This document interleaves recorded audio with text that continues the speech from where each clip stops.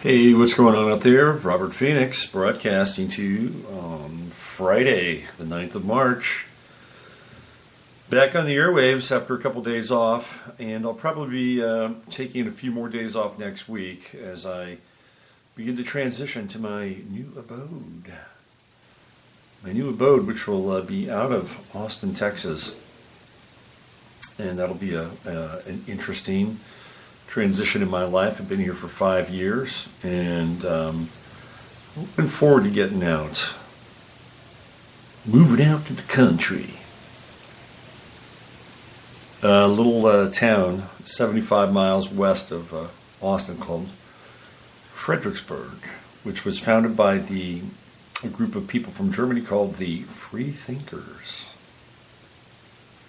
who were leaving Germany because they did not want to have to adhere to religious dogma. These were interesting people. It lasted about 4 or 5 years before the money ran out and Texas became subsumed ultimately by the United States. And 2 of their settlements are still happening, thriving. Fredericksburg being one and New Braunfels being the other. So I'm going to be a resident of New Fredericksburg as of next week. So there'll be some downtime. I'm going to try to get everything cranked back up on Thursday, Friday. We'll be back certainly next week with the Friday FARcast, and I'll see where I am on Sunday night with the live stream. I also have not been feeling well. Wow. I don't know what has been activated in my stomach, but it's not been fun or friendly. And from what I've heard, I'm not the only person that's been going through stomach funk. And I got to solve this thing, man. I got to solve it. I got to figure this out. It's not fun. That's on my agenda for the spring of 2018. I guess I'm going to do a spring cleaning. Looks like the big cleanse is in the offing when I move out of here and finally settle down. I think it's going to be big cleanse time. I'm going to go for it. See what happens. Can't be worse. I guess it could be worse. Let's put it that way. But I'm not going to hold that thought. So here at Friday FARcast, and we're going to get as far and wide as we possibly can. I had a discussion with Matt Landman, who has been a Facebook friend for a while. I've never really connected with him. You know, you have these Facebook friends, and I read some of his posts, and he's an activist. He's a chemtrail activist. He likes to call himself an actualist. An actualist. Not like our friends in Florida who are activists. Clock is ticking. The clock is ticking on their 15 minutes of fame, although they're going to try to keep David Hogg around as long. There's something about David Hogg. They like David Hogg. David Hogg is their boy. I was reading a post over on Godlike Productions on the message boards over there, and somebody tagged David Hogg on one of their YouTube videos that they put up about Parkland, and within minutes he was sent a personal email. Not even like a message on YouTube, but an email basically said, we know who you are and we know where you live and we can move on things very quickly. How about that? So, David Hogg's got friends in high places. He's high on the hog. And that's coming up now. We're, 15 days out from the big march. We haven't had another false flag yet. But we still have that march coming. The March in March. The March in March. So Matt Landman, he's a chemtrail geoengineering actualist, and he's done a documentary film called Frankenskies. I think it's Frankenskies. Maybe that's the new one he's working on. Let me go to his homepage here. Let me go here. It's actualist.com, and let's see, he's got, so Frankenskies, the documentary. The Lies in Our Skies Exposed. Yes. Pretty good page here. It's got stuff on Tavistock. Samsung warns consumers to not talk in front of your smart television. Isn't that interesting? I went to Costco to look at TVs because I just like to do these things every now and then. I'm not in the market for buying a TV, but if I was, I'd like to know what's out there. And they only had one TV in Costco that was not a smart TV. How about that? How about that? Smart TVs or non-smart TVs are going to become harder and harder to find. Because what happens with TVs? The tubes go out eventually. It's like, yeah, if you want a TV, you got to get another TV. Well, there's only a TV out there that Costco that I know sells. It's a 40-inch TV that's not a smart TV. If you have any investment in having a TV, you may want to pick up on that. Speaking of TV, I read today that the Obamas are in negotiation with Netflix to be producers of original content. How about that? I got rid of Netflix about 8 months ago. I didn't like where the programming was going. And some people were like, oh, hey, great, good for you. And other people are like, who cares? They don't control what I watch. They don't control, I control that. I'm not giving them consent. Well, I'm not giving them my $9 a month, okay? They're not getting my $9 a month. And maybe if there are a million other people that weren't giving them their $9 a month, that'd be $9 million. $9 million in the production world, it's not a lot, but it makes a difference in operations. It makes a difference in operations. $9 million in operations is significant. $9 million pays the salary, a lot of salaries. If you got people making between $75,000 and $90,000 a year, that $9 million covers a lot of salaries. Just saying.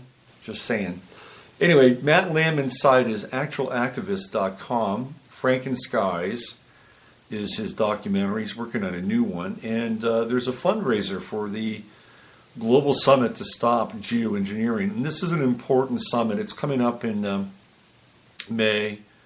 And this is the reason why they're having this summit is because there's this guy named David Keith who's he looks like a very dark monk from probably around the 15th century who's been unleashed into our modern theater, postmodern theater, with a bunch of technology. David Keith's plan is to create a sky within a sky. That's right, a sky within a sky.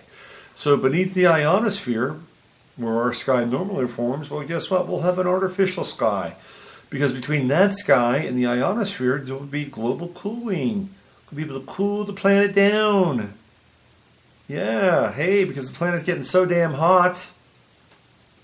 Not. That's crazy. We're going into the solar minimum. That's what's happening. But that's not going to stop them from basically creating Skynet, which is what I think they're doing. The space fence. We're into a Lana Freeland category. So they've got a big conference coming up here in May where they're going to talk about this because Tucson is where they're going to start the experimentation for David Keith's Frankenskies, his artificial sky. So I interviewed Matt, and it's a pretty good interview and very informative. He's very energetic, very well informed. He got to the chemtrail place a little bit late, but better late than never. And I applaud his efforts towards that end. So why don't we just jump right into this? It's about an hour long, a little over an hour long. And it's me and Matt Landman, the organizer of Stop Geoengineering Summit, May 12th in Tucson. And his website is actualvists.com. And let's get into this. So let me just get back here. Let's move this over, cue it up, and I'll be back in. Let's see, I'll be back in about an hour, and we'll go through a few other things and wrap up the show for today. Just wanted to make sure that you all knew that I was still doing this. I'm not going away. In fact, my goal is to expand what I'm doing in a more concentrated and focused way once I get this move under my belt. So onward and upwards, as they say. So here's myself and Matt Landman from this Monday talking about one of my favorite subjects, chemtrails. Okay, now for this edition of the Friday FARcast, and every other Friday or every Friday or so, I'd like to bring somebody on who I can have a good conversation with, and not only have a conversation with, but also really kind of stretch out and challenge people's perceptions about life on Earth and what's happening here. And today I'm talking with Matt Landman, and Matt and I have been Facebook friends for a while, although we haven't really interacted very much, except I've liked a number of Matt's posts on the subject of chemtrails and geoengineering. And then somebody connected us up on Facebook because I think she might have been doing some publicity for Matt's upcoming conference in Tucson, Arizona. And I think her name is Angela. And I asked Angela, I said, hey, Angela, maybe Matt would be a good candidate to come on my show and talk about this conference. And she said, yeah, sure, let's do it. So Angela connected you and I up, and here we are. So welcome to the show, Matt. It's great to have you on. I really appreciate you thinking of me, Robert, and thank you for being awake to geoengineering. Well, it's something I've been quite aware of. My awakening came in 1996 and 1997 when I really started to pay attention as to what was going on in the skies. And not only what was going on, but what some of the after effects were. I remember one day I was working on my father's house. I was doing some painting on his place, and I could see them start to spray. And by the end of that spraying session, the sky had darkened. There was a noticeable kind of drip and pall in the atmosphere. And quite frankly, I didn't feel that great. My energy was low. I wouldn't say that my attitude was down, but it certainly wasn't up. And for me, this was kind of the first visceral response that I had to the geoengineering. Now you've got a global summit coming up in Tucson, which we're going to talk about, but you're also a documentarian, and you did a documentary on chemtrail / geoengineering called Frankenskies. I want to talk about both of those, but first I want to talk about you and how you came to this awareness around what's taking place in our atmosphere. Because a lot of people, they'll see it, but they won't acknowledge it. They've got all the kind of blue pill excuses. So I'm always interested in how somebody comes around to an issue, wakes up, and then ultimately kind of takes over their life and turns them into an activist. So let's start there. Well, thanks so much, Robert, for asking. And yeah, I do. I like to try to convey the message that I'm a normal person so that I can identify with people so that they can listen to what I have to say, because it's really hard to, like you said, crack that mental paradigm. And once these mental constructs have been built, the cognitive dissonance, it's a very big challenge to really get deep inside there and to really make a believer out of people. So the first step is, yeah, I'm a normal person. I grew up in Virginia. I finally ended up in film school and getting my MBA, graduated top of my class in Northern California. And after a career in finance and dabbling in the restaurant industry and all these other jobs, different walks of life, I ended up working as an organic farmer. And I had an MBA, brother, and I learned on this farm that potatoes grew potatoes. It was a shocking realization for me to realize what I didn't know. Right. You know, there's periods of your life where you think you know everything, right? And then you look back on yourself. Well, this is a period where I realized I didn't know much, and I thought I knew a lot more than I did. So I woke up not just to the facts of life and seed, but also I witnessed very obvious to me weather engineering. So I'm a statistics guy, right? And I'm pretty well qualified in knowing predicting trends and what have you in the stock market and all these other things. But looking at the sky and seeing statistical anomalies, it really made me start to look at it a lot differently. So what I witnessed was I would work every single day on a farm, and I would look outside and I would look at the sky because that's what I was doing. I was dependent on the weather, and if it was raining, I'd wear rain boots. Where I worked, it was gorgeous, and I could hear the waves crashing, and I could see the storms coming in off the Pacific Ocean. And where we lived in Northern California was where this traditional jet stream would come off the Pacific Ocean and go across the transcontinental United States. And where we lived was called the mouth of the atmospheric river. So there was these storm patterns coming through. Traditionally, these 2,000-year-old redwood trees were they were used to their seasonal deluge. Right. It rains in October. Yeah. And it doesn't stop for 4 or 5 months. Well, this certain October, we were 5 years into a catastrophic drought. And as a farmer, witnessing drought and being dependent on the elements, we started to really wonder when it was going to rain. And this one time, when we were expecting a week of rain, this storm approached and a statistical anomaly occurred, whereas there was very sparse air traffic in this rural community that I lived. A dozen planes showed up all at once, and not only did they act funny in the sky, but they left persistent linear cirrus clouds out of the back of the planes. And these lingered, and the storm passed, and it didn't drop any rain. And so that piqued my interest, and I started doing research. And as the rabbit hole, or the onion as I call it, as you start peeling back layers of the onion and everything started unfolding, I realized that not only was something insane going on in our sky, but nobody knew about it. And so I decided that I wanted to let everyone know as much as I could. And historically, when was this? About what time? 2012. 2012. Okay. So you woke up to the fact that our skies and weather were being manipulated, 2012. What was your next step after that? A slow and not very steady path to activism. So I watched the films and I said, I could do a better job than these filmmakers. Are you kidding me? But I mean, it's not as easy as it sounds. You know, I did one presentation. I passed out 500 flyers. I got 5 people in a room. Yeah. And I got no traction.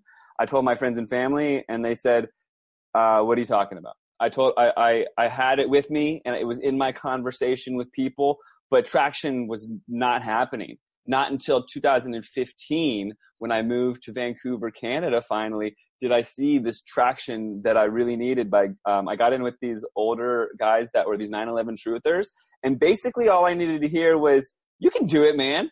And I kind of did, right? Like I wanted to get everybody together that I thought were activists to film them for this documentary I was filming, Frankenskies. Right. And then I thought, well, maybe instead of flying these people individually into Vancouver, Canada, I'll host a global conference and get everybody together at the same time, and then I can get all the filming done there. Well, the conference was such a big thing that I didn't get all the filming that I needed, but I had my foot in the door to spearhead this movement of truth.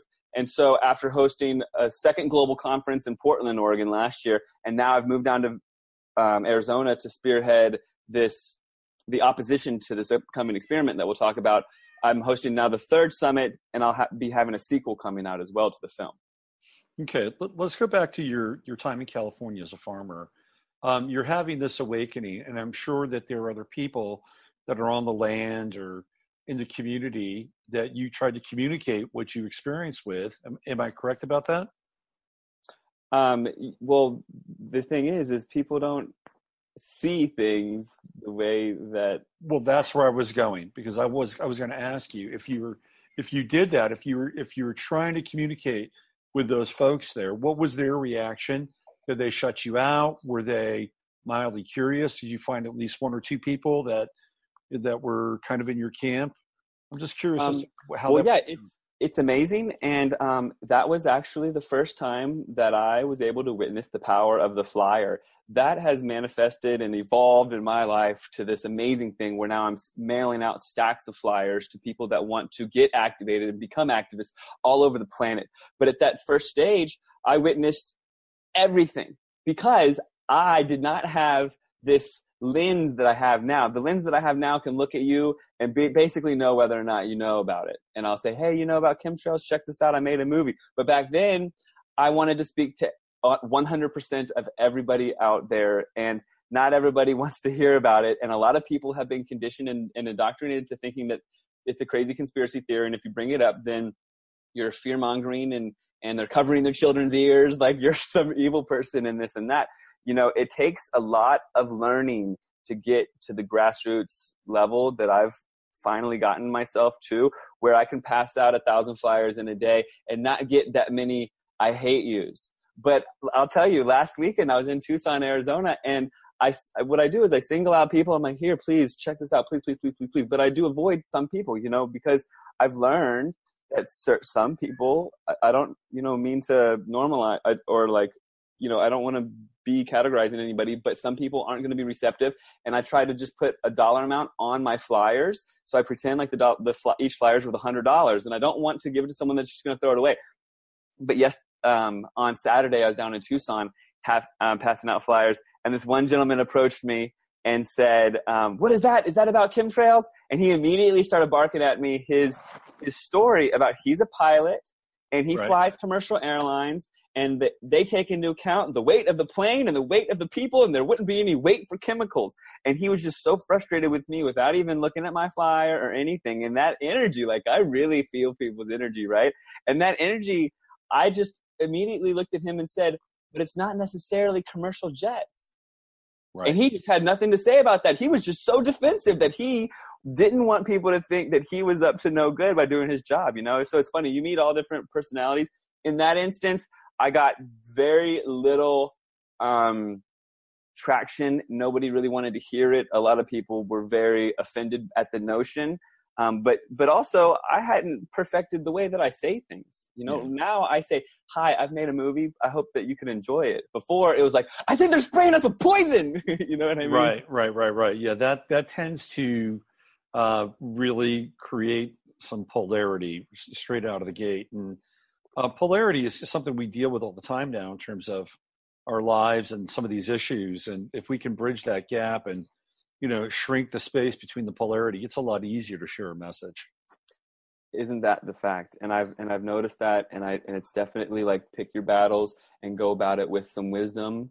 And really, it's a blessing and a curse. But now that the geoengineering is being officially launched, it gives me the opportunity to change my narrative, to change my dialogue, to bring it into the present tense, to use their vernacular, and to be able to approach anybody that I want and say, have you heard of this? Do you consent to this? I think that the human right to involvement in environmental decision-making, or the human right to quality air, quality not having aluminum in it, I mean, we have a whole list of rights that need to be considered. And when people hear about this and you put it in the right verbiage and you talk about it, what's going on right now publicly, you can't be qualified or like targeted as a conspirator at that point. Well, so here are the big three. Because I've been fighting the chemtrail battle, and I still call it chemtrails. I know a lot of people say, well, let's call it geoengineering. Well, I call it chemtrails because that's when I was sort of initiated into this phenomenon, not even a phenomenon, this environmental engineering. And so there are three main hurdles to having the discussion with people about the topic. Number one is first of all, aren't those just contrails? And we can table that. We can talk about that one. Number two, the next one would be, well, if they're spraying us, then aren't they harming themselves? That's the second one.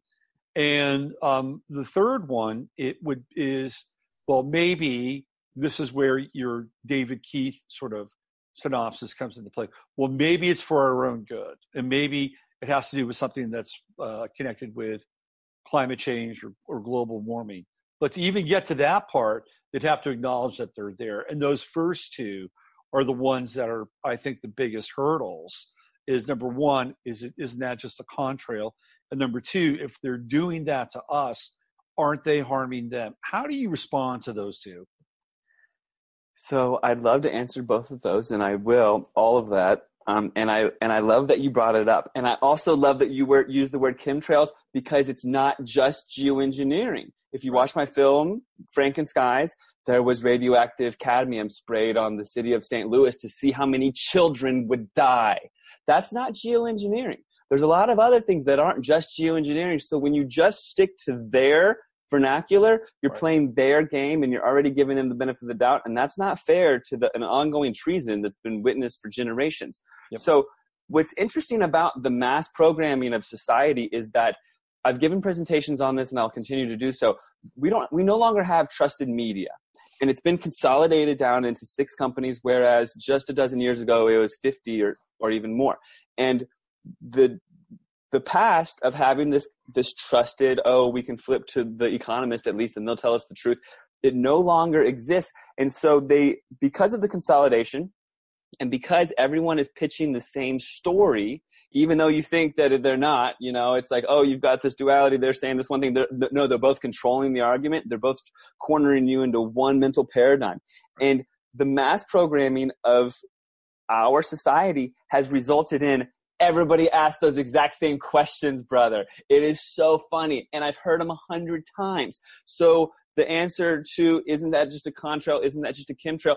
There's high bypass turbofan jet engines now that cool the air. There's no longer even a contrail. If it's a contrail, it's actually something that they're spraying. They're mixing chemicals in your atmosphere. That's a NASA quote. There's different chemicals being sprayed, and just because it's not a persistent linear cirrus cloud doesn't mean it's not a chemical. So really it gets really deep, and you can look at this tropospheric aerosol program document released in 2001 where the Department of Energy outlines all of it, and they call those contrails precursor gases. They're actually priming the sky or mixing it right there with the other spray, which is usually nanoparticulate aluminum.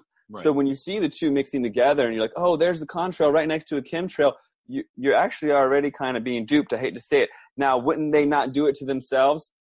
This is an elite, very high-tech group of scumbags.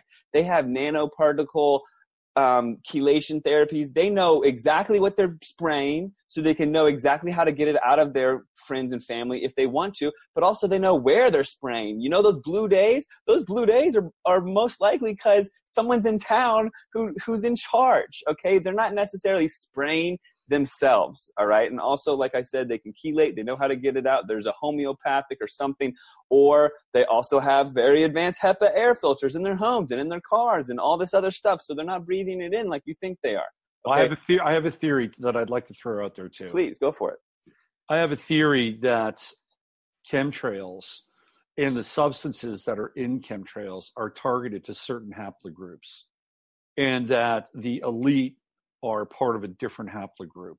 And so what they've done is they've basically engineered whatever is in that cocktail to go after a certain haplogroup or genome type and essentially leave them alone. That's my wild theory.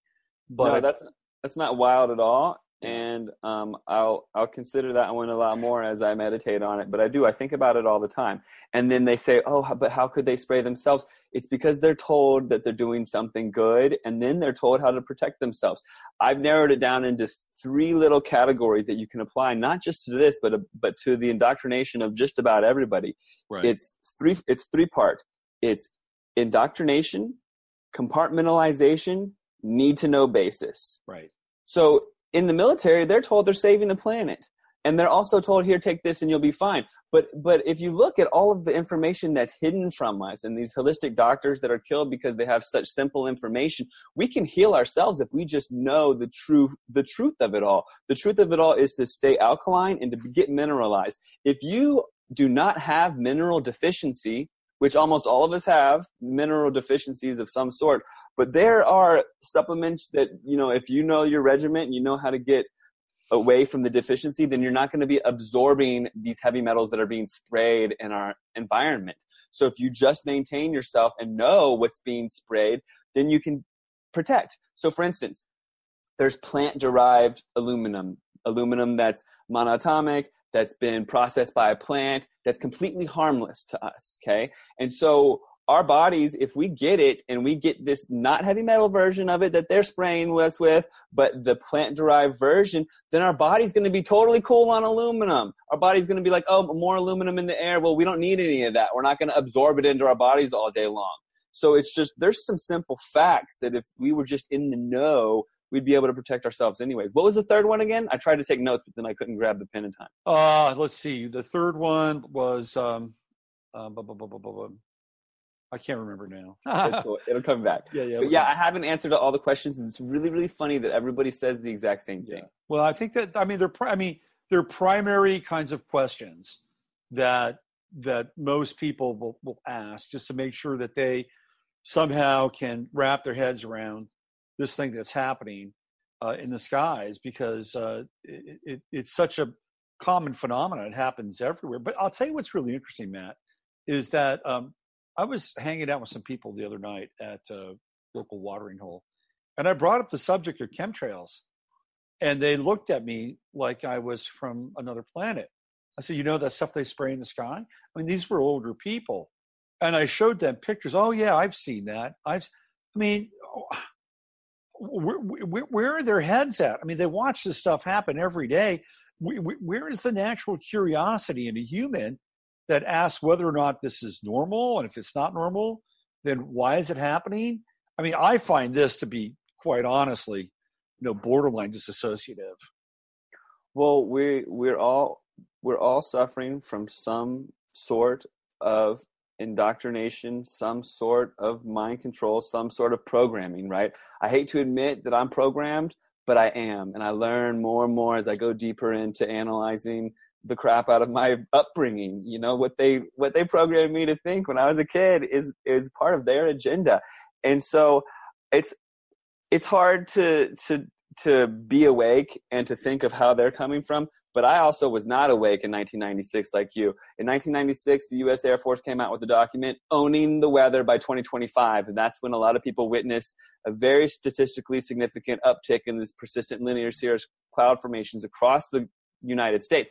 Me, I was 16 in 96. I was not looking up. And if I was and I saw that, I was not thinking anything of it. And I'd like to go back in time and smack myself, but here I am. And I like to liken it to GMO. When GMO first came out, people were like disinformed, and they thought that maybe it was a good thing. But there were people who were on it. There were activists who risked their lives. Some activists died. And the word got out to a point that now a lot of people, not everybody, but a lot more people than not, know about Frankenfood. They know about glyphosate and the genes being modified so that these different plants can be sprayed with poison that we don't want in our bodies. So we go and we get organic, and it's labeled at the grocery store. How lucky are we? So we're just at the beginning of this. It just takes time. And I know I'm super impatient. I wish everybody on the street would just be like, what the heck is going on today? Because yesterday in Sedona, Arizona, there were nice fluffy clouds. The day before that, it was blue skies, no planes. Today, there's 50 planes out there, and it's totally insane, and nobody knows, and it's very frustrating. So it's kind of like baby steps, but gigantic leaps at the same time, and that's what Frankenskies, my movie, is. It's on YouTube, frankenskiesthemovie.com. It's on Vimeo, and I'm just trying to play my part. I haven't seen the movie, but I'm going to watch it sometime this week. When you were doing your research, did you come across Clifford Carnicom at all? Did I come across Clifford Carnicom? This weekend, I'm going to be interviewing him in Flagstaff for my sequel. Good. So yes, I did, and he's amazing, and I can't wait for that amazing opportunity. It's probably going to be one of the best things I've ever done in my entire life. The sequel is going to delve into frequency, into 5G technology and how it's associated with controlling the ionosphere with geoengineering. It's going to go into synthetic biology, this artificial intelligence push that's totally blindsiding humanity. And we're going to start a Human for Life campaign to bring into consideration the fact that they're trying to turn us all into robots. Well, this is really the twilight zone of the whole chemtrail geoengineering reality. And I remember very early on, this is for me right around 97, 98, I started to read a lot of Clifford's material. And that's when I got really switched on to not only chemtrails, but about 2 years later, right around probably about 2002, Morgellons and the connection between Morgellons and chemtrails. And Clifford was kind of an amazing bridge between those two realities. And I haven't seen much of his work lately because he was out there on the forefront, but I'm glad you're having an opportunity to interview him. And I'm really glad that you're going into the next level, next phase of this, because I think maybe that's where people might wake up a little bit. I mean, we've just seen in Parkland in Florida, this kind of, outcry for the youth of the country and their safety and their sanctity. And clearly there's a lot of maternal and feminine energy and push behind this. Wouldn't it be sort of the next step or next level for the women of this country, the mothers of this country, the mothers of this world for that matter, to understand that their children are at risk by what's going on in the skies and what's happening with their biology? I mean, I often felt that if there was going to be some kind of crossover, it would be something that would lend itself to some kind of concern around what's happening with the kids. You're awesome, man. It's really nice to meet you. And for those that don't know, that we're actually watching each other talk because we're doing video too, so it's not just audio. And yeah, you're great because I've given this so much thought, and the mothers of the world, they are so awake. It's mind-boggling because I've got a marketing management undergrad from Virginia Tech, and then I went to Cal State for the Master's in Business Administration with a focus in strategic sustainability and the film degree. And I analyze demographics. It's part of my nature now with my education. And I've really been trying to target who is going to be the spark for this awakening in geoengineering. And mothers are at the top of my list.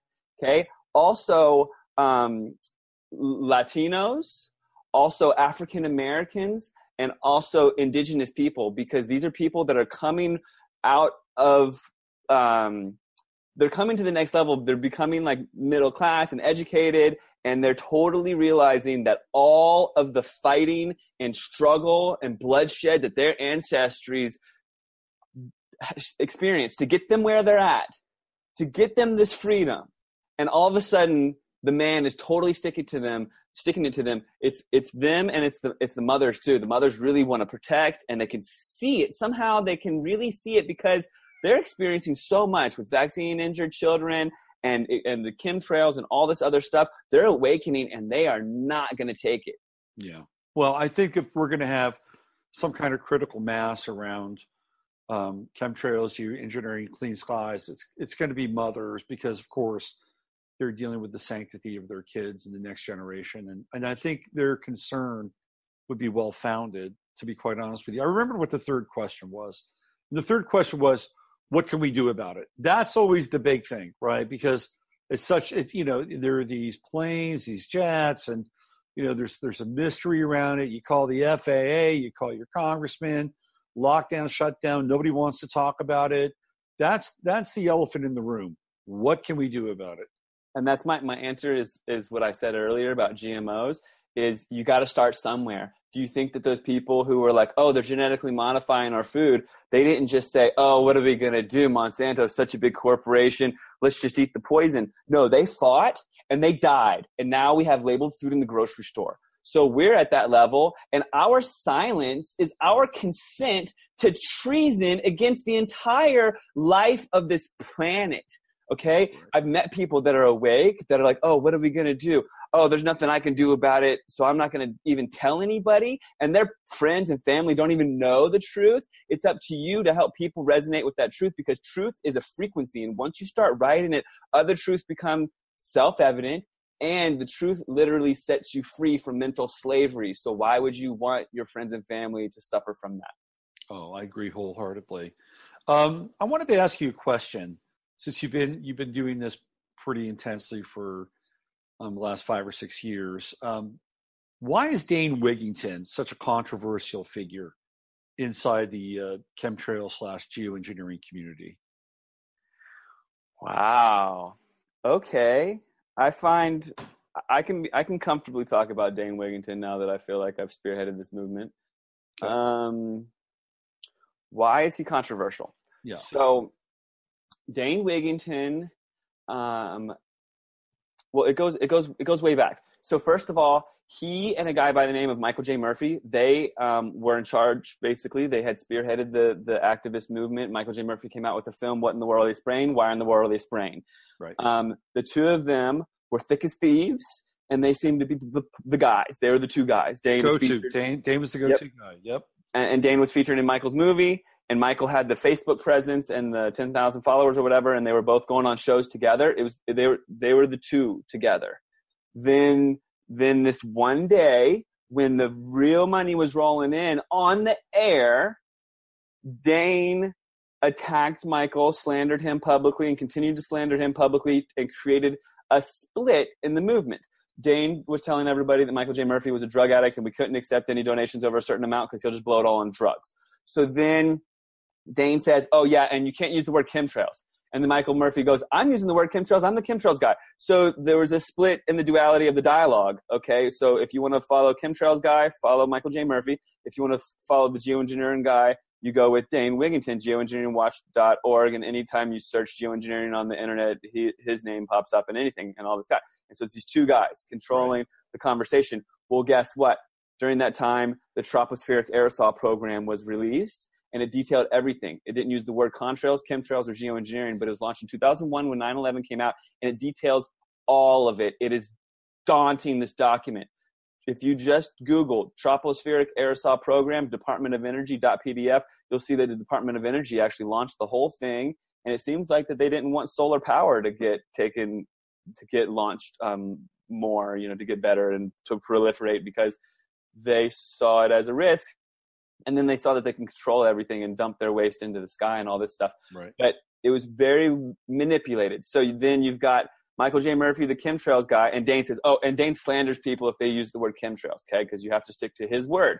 Well, then Michael J. Murphy, the day after my first global chemtrail conference, Michael J. Murphy totally went bonkers.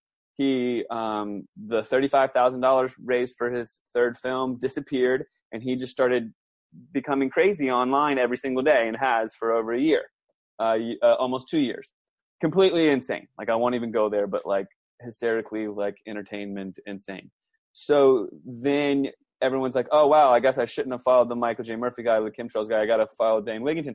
Well, Dane Wigington's fear-mongering says that there's methane being released, that there's anthropogenic global warming. This is the biggest thing. Dane says that humans are causing the earth to heat. Dane says that anthropogenic global warming is causing these methane plumes to release from the atmosphere, and that methane is going to kill us all. And at the end of the day, he calls for some sort of action, and solar radiation management fits into his agenda. Also, he's been controlling the dialogue on geoengineering, but calls for inaction. Okay, we have protests and invite him. He doesn't show. There's an EPA hearing in Washington, D.C. on jet fuel emissions. Multiple activists went, but he did not. I'm like, hey, can you share my stuff? And he slanders me. Every other activist that's tried to work with him, he's gotten restraining orders and he's slandered.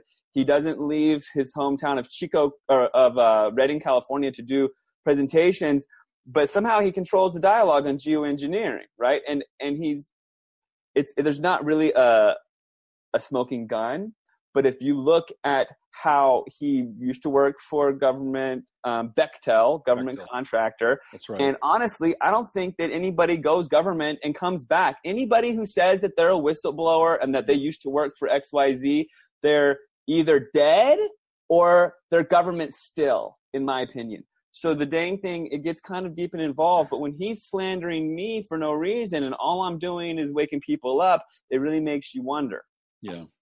Well, thanks for clarifying that, because I had discovered about maybe 2.5 years ago, maybe 3 at the most, that there was a real rift between Dane Wigington and chemtrail activists. And I was always wondering why that was, and that actually shed some light into it. So thanks for sharing that. Because if you get involved with him, then he slanders you and throws you under the bus, and then there is no activism out of that person. It's like, it seems like he's controlled, is what it seems like. Yeah, sounds like he's a gatekeeper, to be honest with you. Oh yeah, exactly.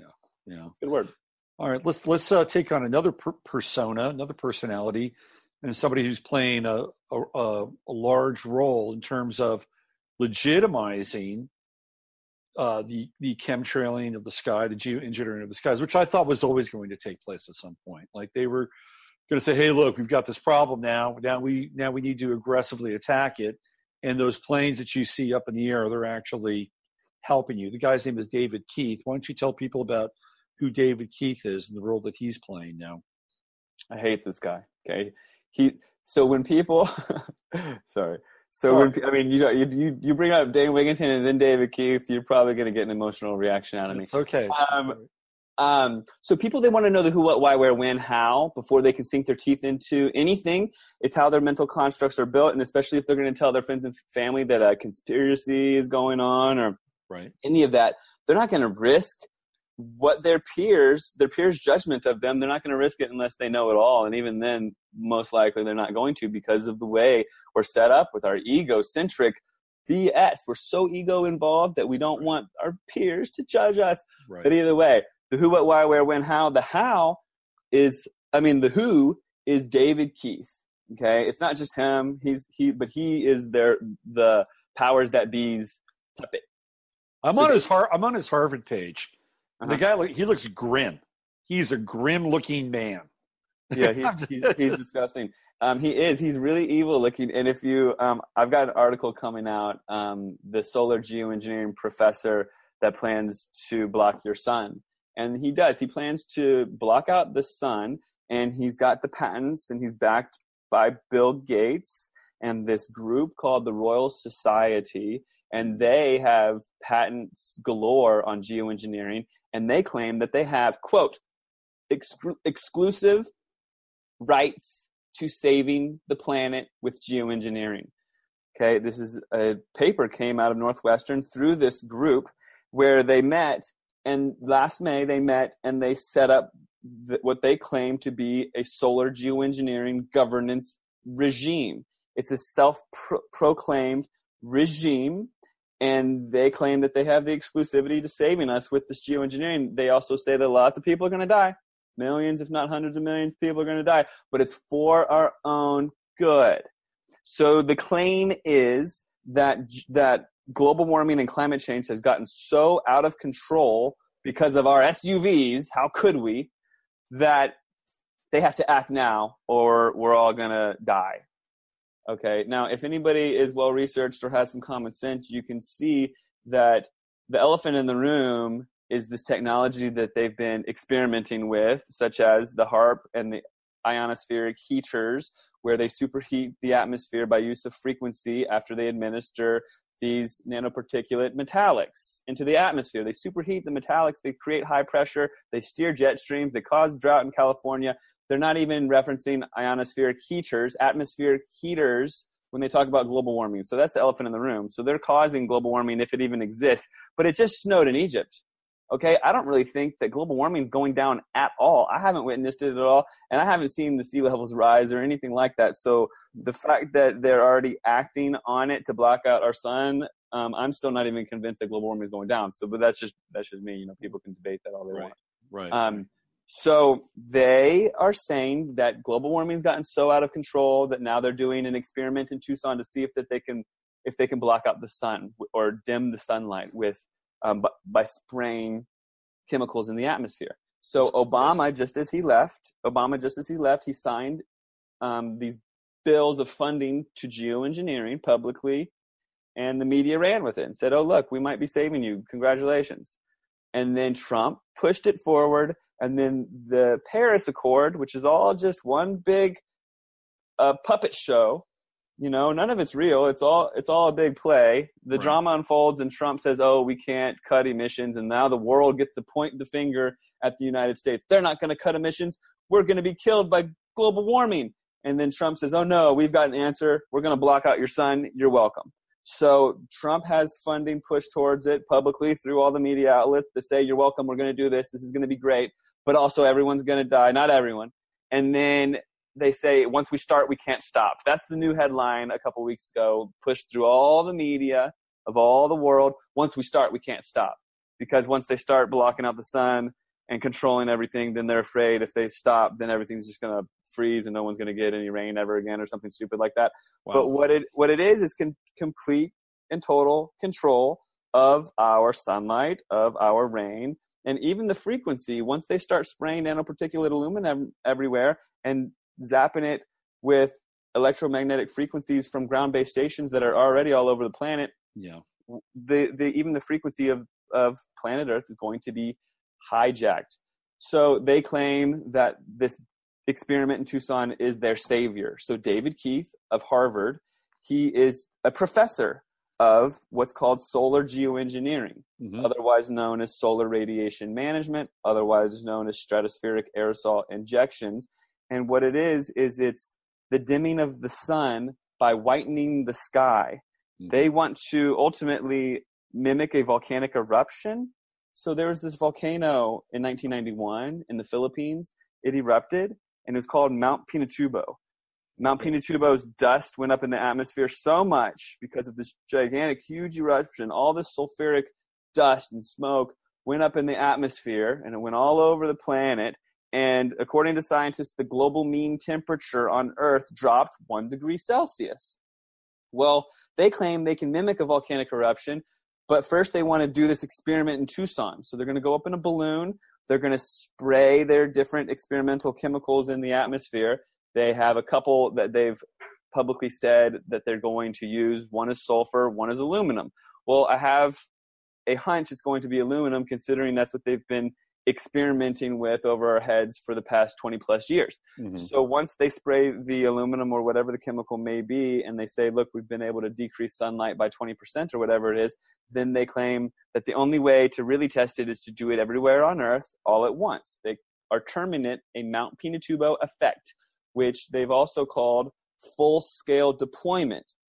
Full-scale deployment of solar geoengineering, launched and initiated and managed by the solar geoengineering governance regime, a regime of about 20 scientists, quote unquote, that are out of this round table in Chicago that control everyone's sunlight on the planet Earth. So yeah, that's what is going down in my world and everyone else's. And if we don't get active in the next couple years, our children, their grandchildren, everything that all of our ancestors have ever fought for will be compromised.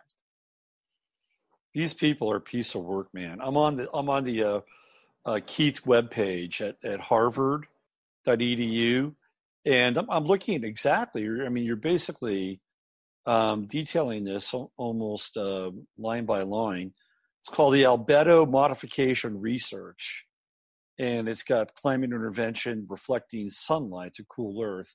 And you scroll down the page, and there is a little link at the bottom. Chemtrails conspiracy theory. Our perspective on the chemtrails conspiracy theory. And you click on that page, or that link, and it talks all about chemtrails. And it says here, comments for people who believe in chemtrails. If you believe in chemtrails, ask yourself, how can you be so certain that there is indeed a grand conspiracy?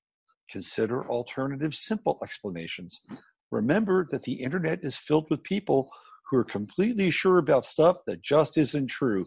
Doesn't this sound scholarly? When I think of Harvard, I think of sentences just like that. I mean, come on.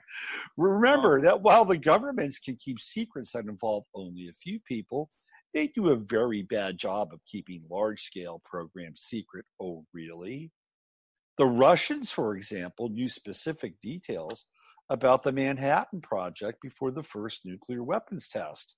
And that was the case where those involved had a clear patriotic motivation to keep the secrets. If you think that aircraft contrails look different or are behaving strangely, consider that regular aircraft condensation trails, contrails, are sometimes long-lasting, and the way they look can change suddenly along a flight path as an aircraft fly through regions with different temperature and humidity.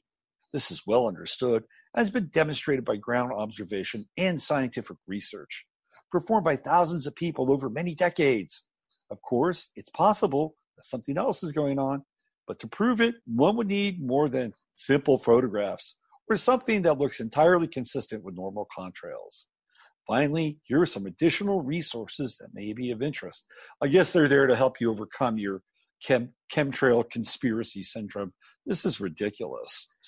It's programming. It's social engineering.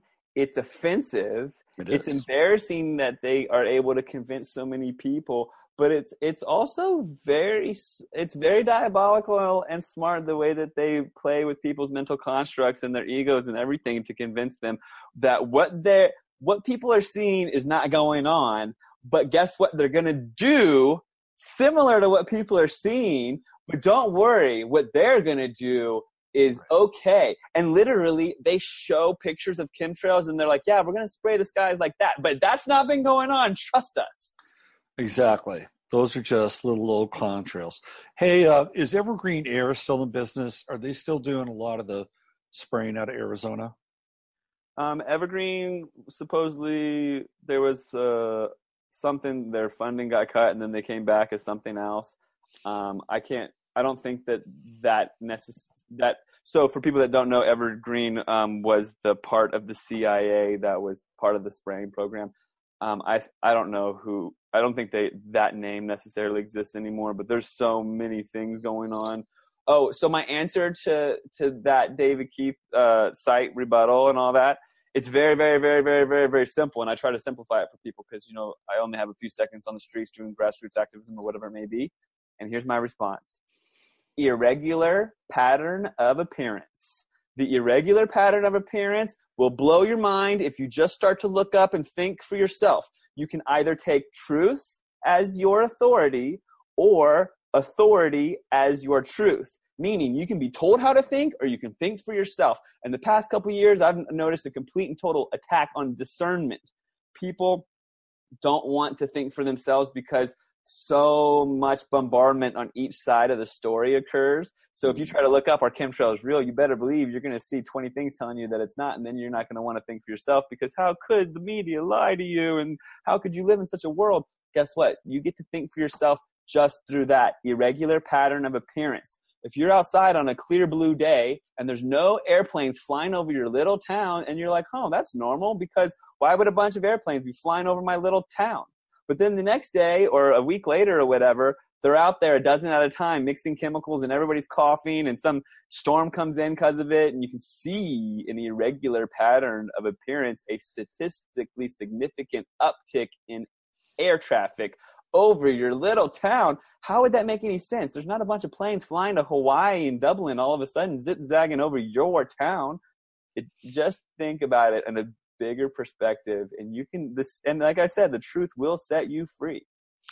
Well, the amazing thing about the whole chemtrail experience is that it's transnational. I mean, I remember one time flying into the airport in Holland and watching planes just spraying chemtrails right and left as I'm flying into this airport. I'm thinking, wow, it's happening here too.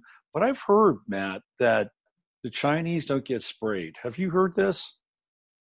The Chinese, they do get sprayed. They do. There's geoengineering programs that are being normalized and officialized through their media even just a few days ago. Maybe they weren't the first to start it, but they publicly geoengineered and took the smog out for the Olympics. That was a public thing. Okay. I think that the whole quest for a place that does not spray, that is becoming a rarity. I've found a correlation between Rothschild banking systems and spraying. Mm-hmm. So as you know, most country has been taken over that didn't have a Rothschild bank, like Syria and Iraq. They did not, but now they've tumbled. So for instance, in my film, Frankenskies, the president of Iran, Ahmadinejad, he awakens to chemtrails after being tipped off. He said, at first, I thought that no way is that true. But then I did my research and holy cow, they're totally draining the clouds before they hit my country, you know, causing drought, superheating my country, causing intense heat, like all these things. So if you want to look for places that don't spray, you're going to just gonna have to find the handful of countries that don't have a central bank. And those countries are just like Venezuela, North Korea, and Iran. Yeah. That's it now, And right? Syria does not have a central bank still. That's what they've been fighting against. Oh, well, I mean, they're war torn though. They're gonna. I mean, I'm not moving to Syria right now. Well, I don't think anybody wants to live in any of those places. I mean, maybe 10 years ago, Venezuela might have been interesting, but now they're in real bad shape. Libya would have been nice too. Libya would have been great if Gaddafi could have followed through on his vision, but they saw fit that wasn't going to happen. I wanted to ask you a couple of questions about some of the, I guess, demographics, I suppose, of chemtrails. I've noticed that it tends to be a bit seasonal, and what I've noticed is right around maybe mid to late spring and summer, at least here in Texas, we don't get a lot of spraying, and it tends to return around late fall. And I'm wondering if they're shifting the focus of the spraying in the southern equatorial parts of the world, so that they're getting mixed into their sort of cold, rainy seasons, and then it flips vice versa. Have you noticed this at all?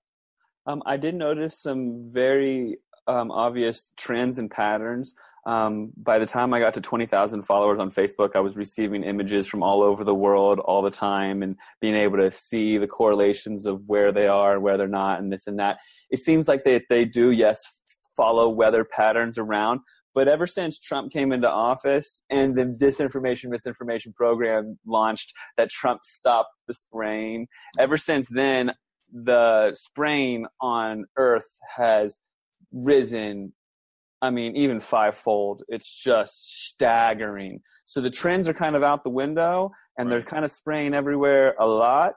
Yeah. But yeah, I have noticed that, and it kind of seems like that they follow big weather patterns. And I was just joking around with my girlfriend saying that they weren't in Sedona the past few days because they were making it snow in Egypt. But I do think that they do have, at this juncture on our timeline, humanity's timeline, they do have somewhat limited resources. They can't do it everywhere all the time. Right. But if we stay silent over the next couple of years and let them publicly launch it and say that they need this, to come out through the World Bank or whatever and tax everybody on Earth with their carbon credits so that they can spray us with aluminum, right, then their resources will be enough there will be no trends. It'll just be everywhere all the time. It'll be really sad. The other question I want to ask you before we get to your summit and the lineup at the summit, which is pretty impressive. Obviously, there's got to be some kind of a manufacturing process and the distribution process that's involved in creating the cocktail for the chemtrails. And I always thought it would be really helpful to find out who's doing it and where it's coming from, because then we'd be able to maybe attack it from a financial perspective. And if that's known, whether it's aluminum from R.J. Reynolds or, whoever is involved in the creation of this stuff, I think it'd be really, really helpful to find out who's doing it. Have you been able to crack that egg and to figure out where those cocktails are coming from and who's involved in the distribution of it? I can answer any question that you can come up with, brother. No offense. Yeah. Yes. So that 2001 document that I referenced, the Tropospheric Aerosol Program through the Department of Energy, they spend $5 million that year on making sure they don't get caught. $5 million. We're talking about rich energy companies. Now, when they launched the program, they had a fleet of drones and a fleet of planes and research helicopters and ground-based stations, and they gridded with chemicals the city of Nashville, Tennessee. And then they researched the aerosol plumes and saw which direction they went and all this. And this is all in the document, the budget outlined, everything. So you start to wonder, wow, the Department of Energy seems to be really in on this. Well, they're totally in on it. Come to find out, I've done over a dozen meetings and conferences up and down primarily the West Coast of the United States and Canada. And what I've witnessed are people standing up in the crowd and just bellowing out, I know where the trains are going and what they're doing, and we've followed the money and this and that. And they wanted me to get these people together and literally stop these trains. Mm-hmm. So what's happening is these coal-burning power plants that are throughout the United States, they burn coal and they have this filter in their smokestacks. Otherwise, the smoke would be so black coming out. Sure. And that filter, it filters the soot, which is called coal fly ash. It's coal ash. Okay. That ash is rinsed out, put in these bladders, and buried. They're supposed to be taken care of because it's toxic waste. Right. Well, guess what? Though that soot is full of identical what's coming up in the rainwater and the soil and heavy spray days and in the air that the lichen are breathing, because lichen breathe and get their nutrients through the air. So a lot of researchers have been studying that and seeing what's been showing up in the air as the trails persist, and what it is aluminum, barium, and strontium, and it's the exact signature of what's in this coal fly ash. Wow. So what they do is they put it on the trains from the power plants, goes directly to Air Force bases. You can literally follow the trains, follow the money, and sometimes it goes through a quick process where they filter out there's certain things. Sometimes literally people are seeing on black trails where the coal fly ash is just being dumped on us because it's easy that way and it's full of all this radioactive stuff. But it's got the exact same chemical composition, the cadmium, the mercury, the aluminum, the barium, the strontium, and I think that they can just easily isolate the aluminum and then spray it. So that's where it's coming from. And then also the Department of Energy, it's budgeting it through the tropospheric aerosol program, but then also there's this unfolding of the intercorrelation of the power plants and their releasing of moisture plumes. So Harvey suspiciously kept going back to these power plants and refueling. Hurricane Harvey was refueling gigantic moisture plumes, refueling moisture, and then going back to Houston and flooding Houston with this new release of moisture into the atmosphere. So if you look at the interconnection all the way, it's from A to Z, that the chemicals are coming from the coal fire burning power plants. The Air Force is getting involved along with the public-private sector to put it aerosolized on the planes. And then at the end of the day, you've got, their budget and everything outlined. I mean, it's all the Department of Energy if you really want to get down to the nitty-gritty. Interesting. So people like Alcoa, I mean, would that be like one company that would be sort of vested in this, or some of the coal manufacturers in Virginia? I mean, it'd be great, to understand, which corporations are really engaged in this at some level, I have a gentleman who's put it all together, who does presentations at these conferences. The exact names are not at the tip of my tongue, but I have it buried in all this research. Well, I hope it comes out in your sequel, because I think it'd be really, really valuable information. Let's shift to the event that's coming up here, which sounds fantastic. It's going to be happening on one day, and that's May 12th. It's a Saturday, and it's at the Gallagher Theater in Tucson, Arizona. Of course, you're going to be there. Let me go over a few other names here. Terry Lawton, activist, researcher, and speaker. He's the founder of climatechangeagenda.com. Apparently he's from Ireland, and he's an impassioned climate engineering activist and speaker. He looks intense. I like his face. Alana Freeland, whom I've actually had on my show, and she's pretty amazing. She's got a new book, Under an Ionized Sky, From Chemtrails to Space Fence Lockdown 2018. I would go just to hear her speak. That she would be enough of a draw for me to get there. And you've got yourself, you have Terry Lawton, there's Patrick Roddy. He's an activist, photographer, speaker, author. He's going to be there. He's the founder of StopSprayingUs.com.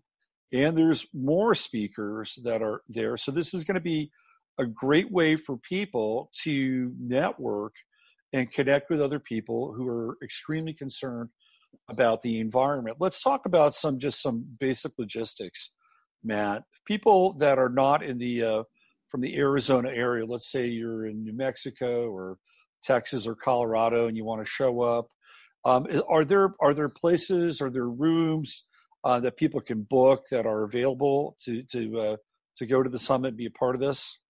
The Gallagher Theater is located at the University of Arizona. It's surrounded by hotels, and there are people coming in from all over the world, and accommodations are really easy at this point.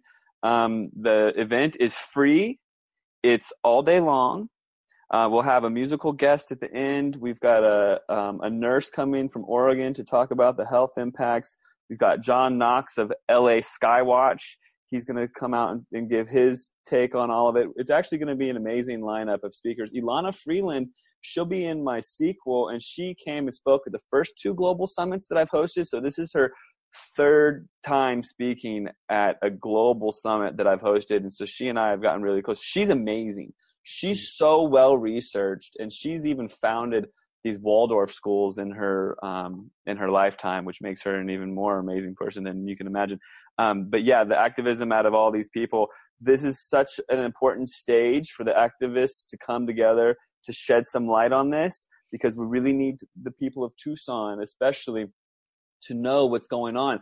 Because in the history books, it will go down that an experiment was launched in Tucson, that they successfully dimmed the sun, and then they launched full-scale deployment and blocked out the sun and put us into probably a greenhouse effect, which will cause global warming. And then they'll say, oh, well, it's not working, we have to do it more. And then they'll put us into an ice age. And I mean, we're talking about a history of humanity. We're not talking about like, oh, you shouldn't vaccine your kids. We're talking about the future of all of humanity. It is so much of the utmost importance. If you can be there to show your support in person, eye to eye, then I expect to see you there. It's about everyone's future.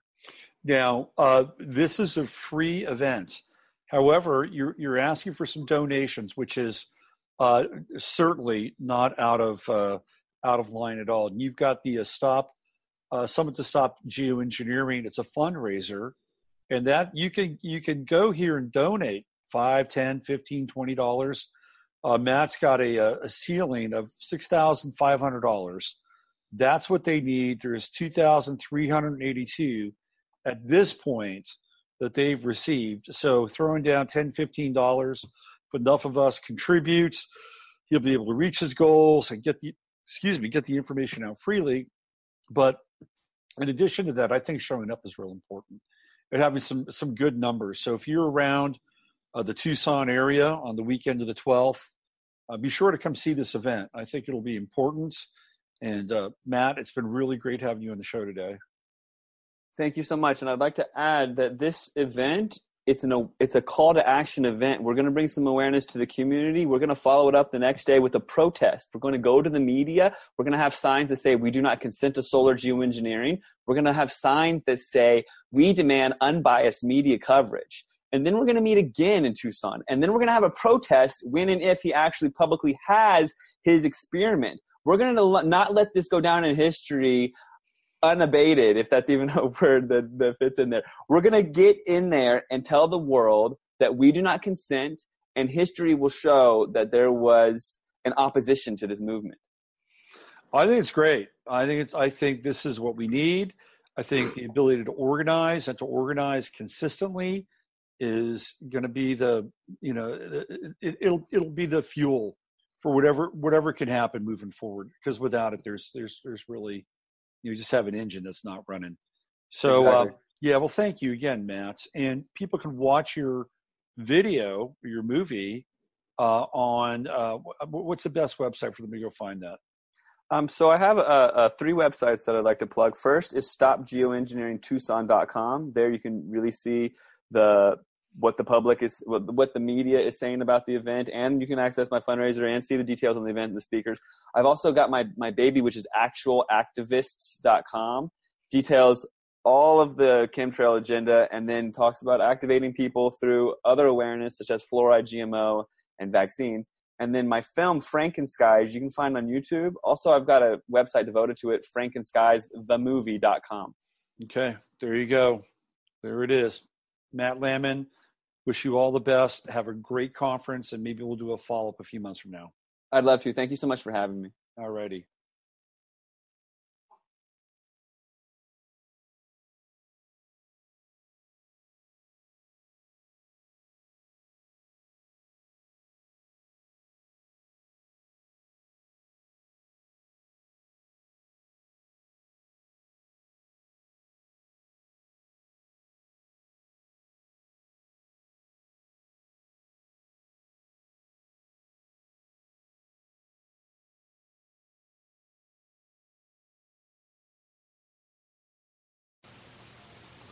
All right, we're back. We're back live. That was Matt Landman. Hold on one second here.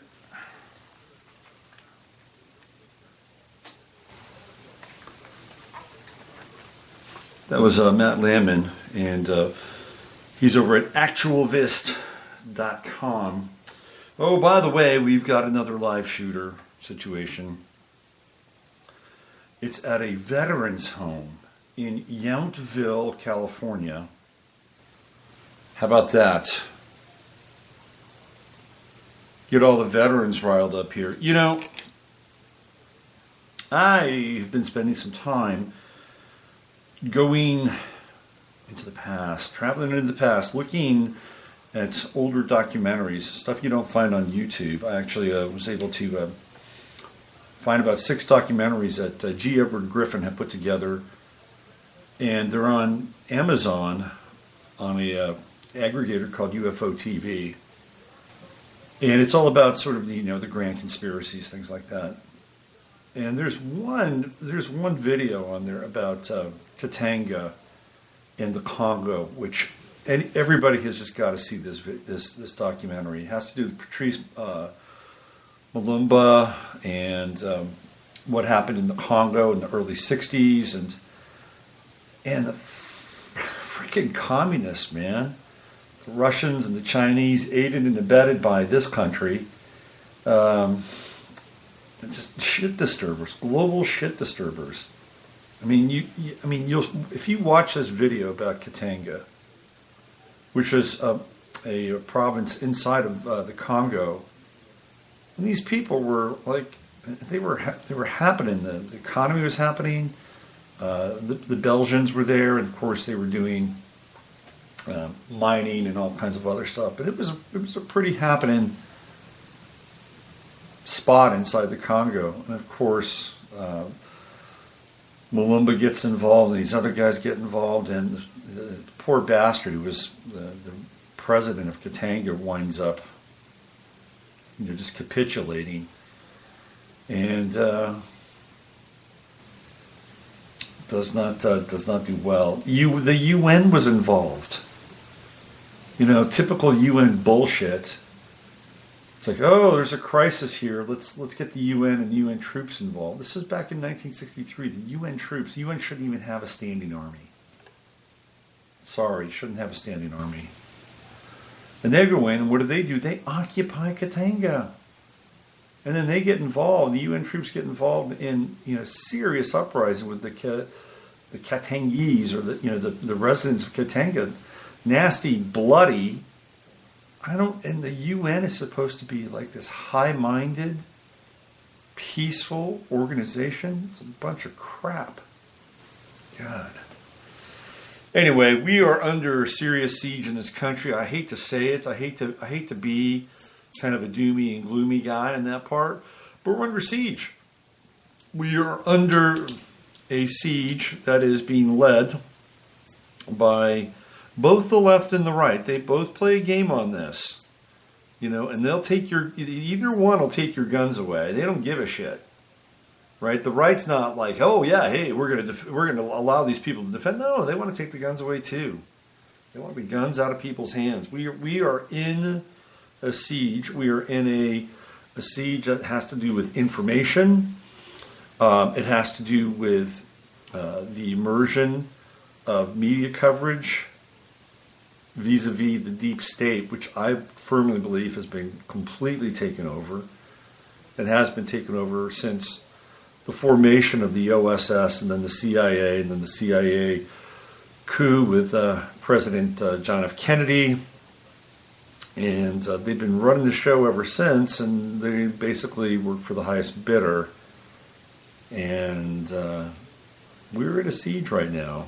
And if you don't figure it out, if you don't get it, you're gonna miss the train. And they'll flip the game any way they want. They could flip it to full hardcore socialist, social Marxist overthrow vis-a-vis South Africa, or they can go the other way and flip it to hardcore fascism.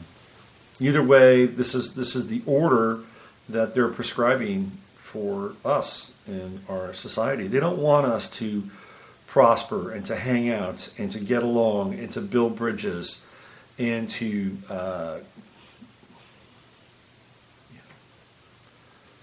shrink the space between us. They don't want us to be prosperous. They don't want us to be abundant.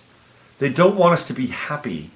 They don't want us to have a sense of continuity. They don't want us to have a sense of consistency and generation, personal order, creativity, flowering out of a sense of being grounded and having materials and resources at our disposal that we can work with and share and build and grow and prosper with. They don't care about that. They don't. All they care about is running this thing into the ground, getting the guns out of the hands of the people as quickly as possible, and turning this thing into whatever state they want to turn it into. If they want to let China run it, they'll let China run it. It'll be a Chinese governed model. If they want to go for a more, iron glove model, they'll do that too. And then we have this whole thing that Matt was just talking about, which is the synthetic sky and all the stuff that they put into the chemtrails. Shauna Holmes sent me a really great graphic. Two of the elements that are in chemtrails are barium and aluminum. Put them together, and what do you get? Ball. Spraying ball down from the skies. And then there's the cocktail and all the stuff that's inside the chemtrails and are in our bodies. It's probably why my stomach is having a revolution. It's what I've been breathing in for the last, what we are now, since 96, 2006, 2016, 22 years of heavy chemtrail spraying. 22 years. I'm surprised more of us aren't dead. I'm sorry. I'm not feeling well today. If I felt better, I'd probably be more upbeat. But look, the upside of this situation is people are waking up.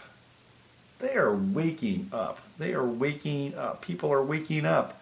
Hopefully we'll have our physical bodies intact while we're waking up. Wouldn't that be nice? So that's a whole other topic of conversation.